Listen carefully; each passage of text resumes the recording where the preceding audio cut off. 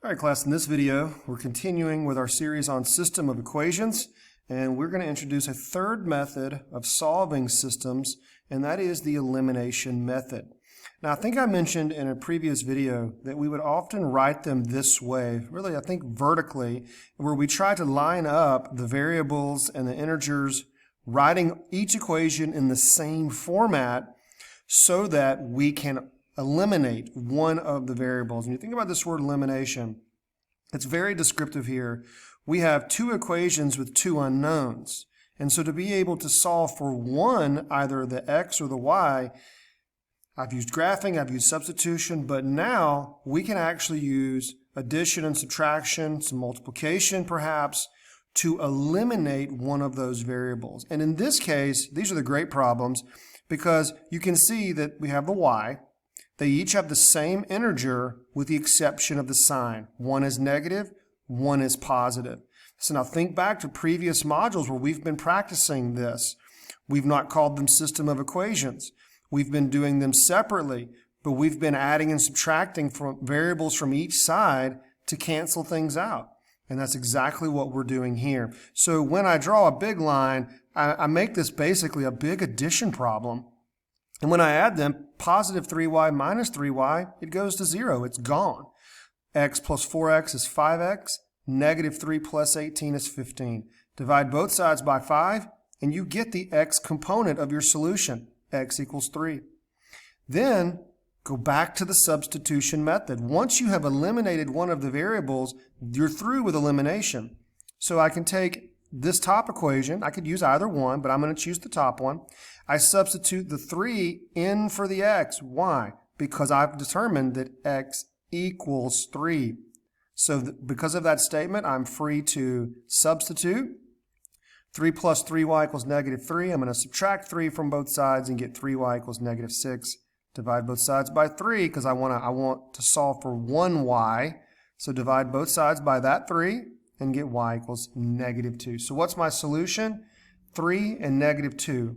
These two equations, if I were to rewrite each of them in the form of y equals mx plus b and graph each of them, they would cross at a point located at 3 in the x and negative 2 in the y.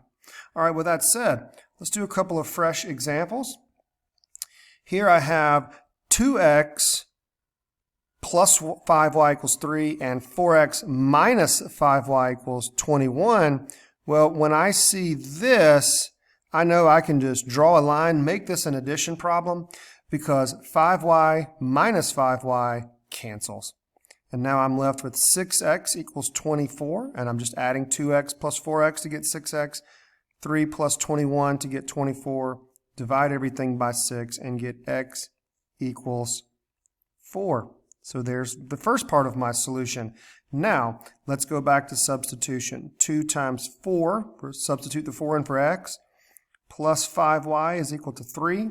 So that's going to be 8 plus 5y equals 3. I'm going to subtract 8 from both sides and get 5y equals negative 5, y equals negative 1. So my solution is 4 and negative 1. Now let's check it. Let's make sure this actually works.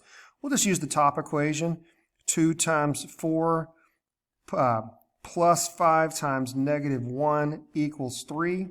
So that's going to be 8 minus 5 equals 3, and that does in fact work. Hey, why don't we just use the bottom equation as well? 4 times 4 minus 5 times negative 1 equals 21. That's going to be 16 plus 5 equals 21. Double checked. It does in fact work. That is the solution to that system of equations. I want you to go ahead and pause the video, try the practice problem. All right, so here I see negative y and a plus y, so I know those are going to cancel. That's 11x is equal to negative 22. Divide both sides by 11 and get negative 2 for x. I'm going to take that negative 2 and substitute it in for x so that I can solve for y and get negative 8 minus y is equal to negative 8. I'm going to add 8 to both sides and get y is equal to 0. So my solution is negative 2 and 0. All right, well, let's check it. And here is our check work. let's say 4 times negative 2 minus y. Whoop, let's do that differently. 0 is equal to negative 8, so 4 times negative 2 minus 0. Again, I'm just substituting each of these values in for x and y, and negative 8 does in fact equal negative 8. That does check. Let's look at one more example and then a practice problem. Now this one is a little bit different. You'll notice that I've got the 8x and the 8x, but they're both positive. So that means I have to pick one of these and multiply by a negative 1. Now that sounds a little crazy, but it's not. So let's distribute this negative 1. That becomes negative 8x minus 2y is equal to negative 12. Do you see how I distributed the negative 1 throughout the whole equation? And now let's rewrite this equation back underneath. 8x plus 4y is equal to 16. Now I can add them. All right, let's change colors here. Those are going to cancel. That's going to give me 2y is equal to 4, or y is equal to 2. Now let's go back and substitute. Let's just say 8x plus 2 times 2 equals 12. That's going to give me 8x plus 4 equals 12.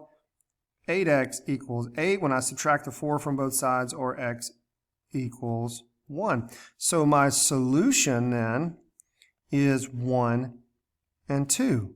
Well, let's check ourselves and see if we are right. So here's our check work. We're going to do, let's use the bottom one. 8 times 1 plus 4 times 2 equals 16. That's going to give me 8 plus 8 equals 16. That is a true statement, so I have worked it correctly. So now again, I did that kind of fast. You may need to back up, watch that again. Why did I multiply by the negative 1? Because I have the 8x, but they're both positive. And to eliminate the x value, I need to multiply by a negative so that I can have negative 8x plus 8x. Again, elimination. The whole goal is to eliminate one of the variables. Now, this is going to take some practice, so if a lot of this is sounding a little hokey to you, a little crazy, that's okay. Go ahead and pause the video, try the practice problem, and let's go from there. All right, so practice problem. Here again, I see I'm dealing with both of these being negative. So let's take the bottom one this time and multiply by a negative 1. The reason I'm doing that is because the 2 is smaller than the 5. And so when I'm thinking ahead, it's like chess. I'm having to think a step ahead.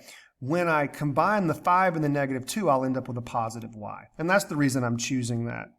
All right, so let's start at our top. Negative 6x plus 5y is equal to 26. That's going to give me a positive 6 when I distribute the negative 1. Remember, I've got to distribute it the whole way. Minus 2y is equal to negative 14. So that's going to give me 3y is equal to 12, or y equals 4. All right, let's substitute. Negative 6x plus 5 times 4 equals 26. Negative 6x plus 20 equals 26. Negative 6x equals 6, or x equals negative 1. Now, I'm going quick through this process because we've worked on this a lot over the year. I'm hoping that a lot of this is looking very routine to you so that you're just able to focus on the elimination side of this and not this just solving for variables at this point. So my solution is negative 1 and 4. We're going to need to check that. Let's see if we are right. Let's see if I can cram a check problem in here somewhere. All right, so negative 6 times a negative 1 plus 5 times a 4.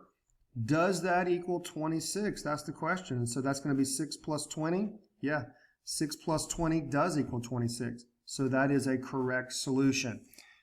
These two equations, they can both be written in the form of y equals mx plus b, slope-intercept form.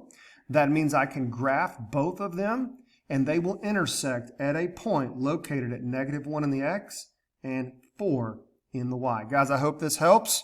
This is the first part of the elimination method.